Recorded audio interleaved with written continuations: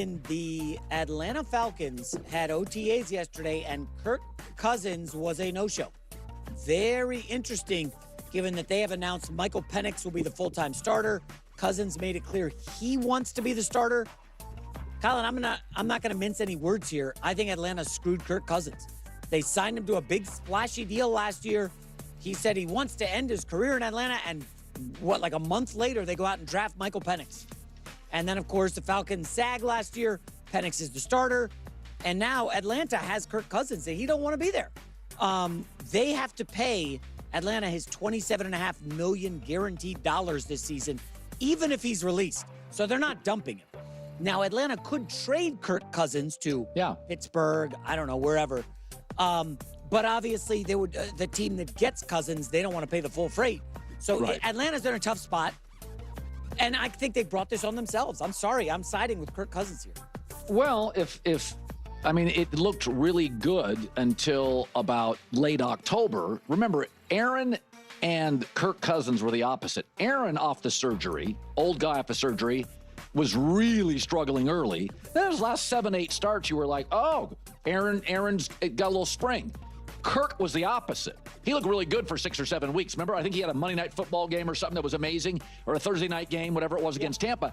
And then down the stretch, he fell apart. He looked tired. Remember that one game against the Chargers where he can't make the outs. He can't throw outs.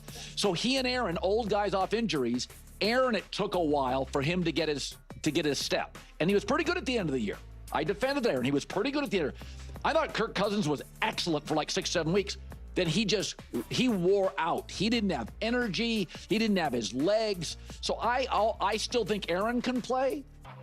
And now I still think Kirk Cousins can play. I think both needed another off season. Now, I don't know how hard either is working right now. Aaron's got personal stuff. Kirk's not showing up to OTS. But I do think Aaron and Kirk, with an extra year off the injury, can both be quarterbacks that start in this league. Okay, we think that. But what should the Falcons do? Because Kirk Cousins is under no obligation to show up.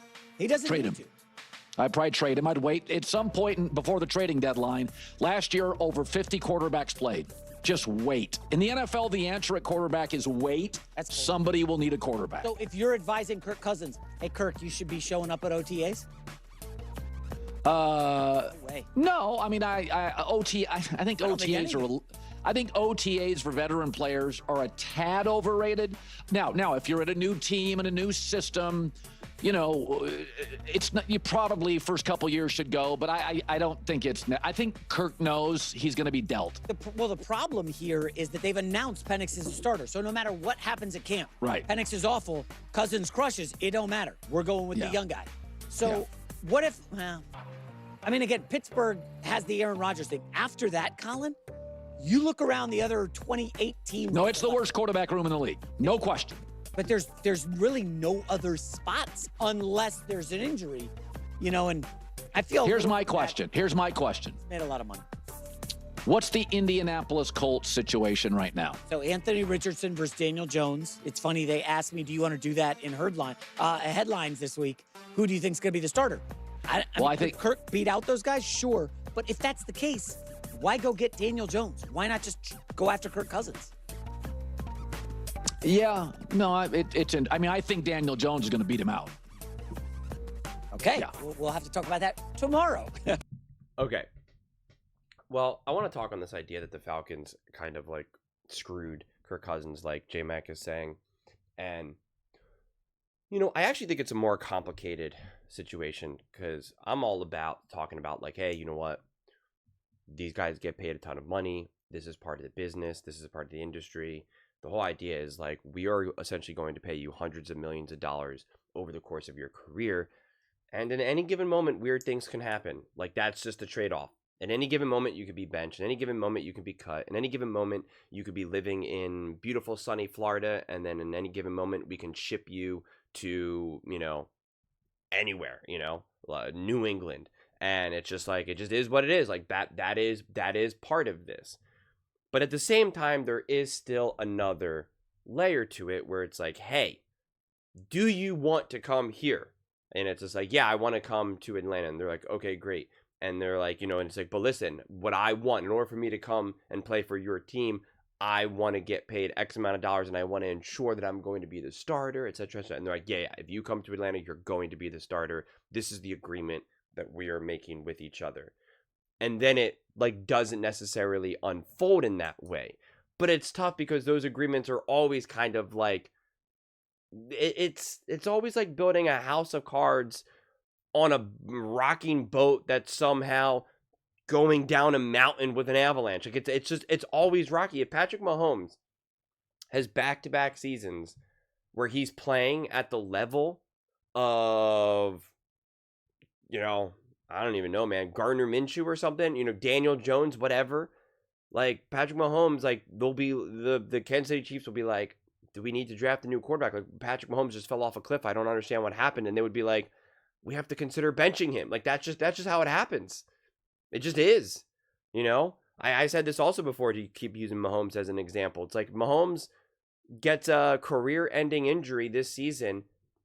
It'll be sad. It'll be devastating. There'll probably be some 30 for 30 for it. But the Kansas City Chiefs will have to just move on.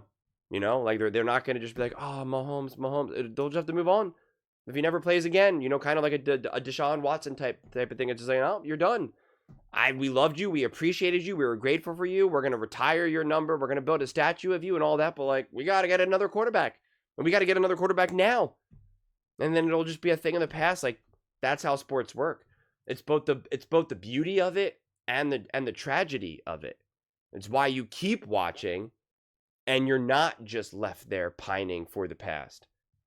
And these athletes understand that, and they're paid an insane amount of money for it.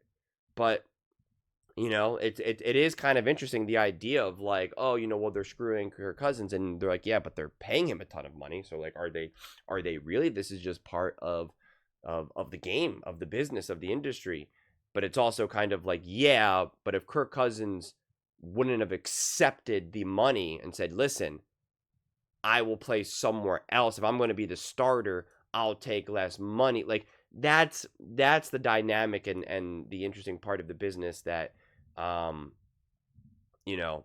makes it a little bit more complicated, quite frankly. So I just, I don't know if the way how J-Mac phrased it was necessarily the right wording, but this is why I said throughout the offseason why the Atlanta Falcons just needed to move on from Kirk Cousins right away, to not have to deal with any of this type of stuff. And what you think you're going to be able to get in return for Kirk Cousins is just not going to be worth this. And you only have so much resources, especially, front office resources, that to think that you can juggle all this type of stuff, at the same time, you just can't. And so this idea that you're just going to be able to continue to build a great team moving forward and still have to deal with kind of extra chaos, it's just you're just making it harder for yourself. And the Atlanta Falcons have not proven that they're capable of doing that. It's just the reality of the situation, man. And I think they have a bright future with what they're building and what they have with Michael Penix. So it's like, so just get Kirk Cousins out of the building. Just let it be over. Let the players, the coaching staff, the front office, et cetera, just worry about today and moving forward, and not trying to figure out how you can resolve a mistake of the past. Like you just let it go. And again, I always reference this because it's the best example, the most recent example. It's what the Denver Broncos did with Russell Wilson. They were like, this was a mistake. We're moving on. And they just cut him loose and never looked back. And they went all in on Bo Nix. They allowed the front office and then everyone else to just focus on how do we build and maximize this team right now. They didn't try to play any games with Russell Wilson at all. And it directly led them to get to the playoffs for the first time in a decade. That's how it happens. So, it's an annoying story to have to address. I just made 2 Atlanta Falcons videos within the last 12 hours or so, quite frankly. And both were dominated around Kirk Cousins rather than Michael Penix. And it's just like, I find that really frustrating, honestly. But those are just my thoughts. I'd absolutely love to hear yours. What do you guys all think about Kirk Cousins and his you know, how his story will end with the Atlanta Falcons. Let me know in the comments below. I read every single comment, so that you agree with me or disagree with me. Either way, let's get in some discussions. Let's get in some fights. But ultimately, let's just have some fun. And please do consider subscribing. We are building an amazing community here, and I absolutely love to see you part of it. I want to build something that we all genuinely feel connected to. Something that we're really excited to be part of. I think we're well on our way to doing it. Please don't forget to give this video a thumbs up, as it really does help the visibility and the algorithm. Thank you so much. See you next time.